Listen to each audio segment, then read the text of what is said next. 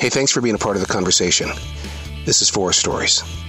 I am the Poet in the Forest, a children's series that I penned out in the 1990s. Now, none of it would be possible if it wasn't for this forest right here in South Charlotte, North Carolina.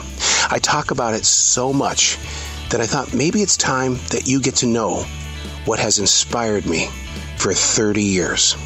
Thanks for being a part of the conversation. Welcome back to the forest.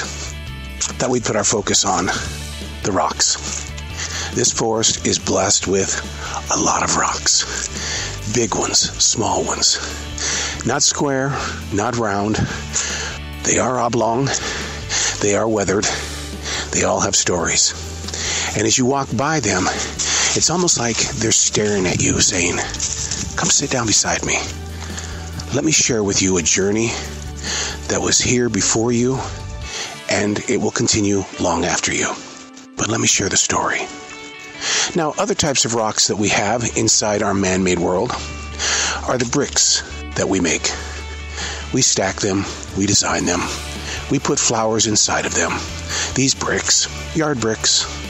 But the thing that gets my attention the most are the rocks. Especially when there's a collection of rocks, like the ones I'm about ready to pass right now as we go down Heartbreak Hill. Heartbreak Hill really is a heartbreaker.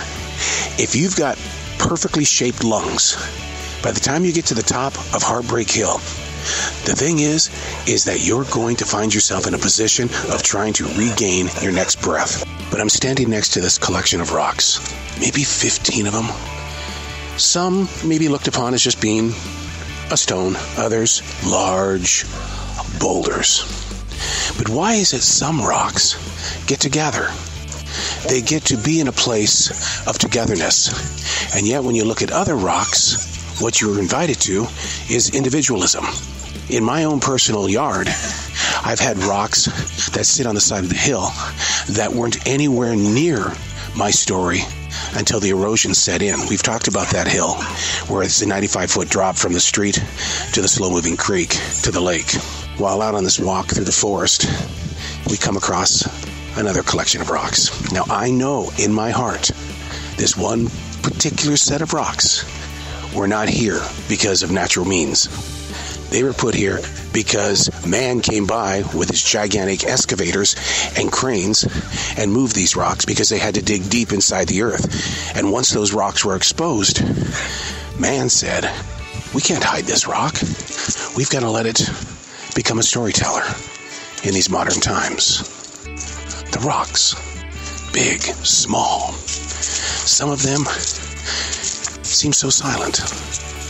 Yet if you look at the shape and the size, there's a story. I even think that when you go to the beach, the reason why so many people are so drawn to the beach, all of those pebbles of sand are rocks. And when it's on your bare feet, their stories are moving through you. Now combine it with the waves of the ocean. Suddenly you've got jazz, something so amazingly perfect. This forest, with its trees, the wind on a chilly 64-degree fall day.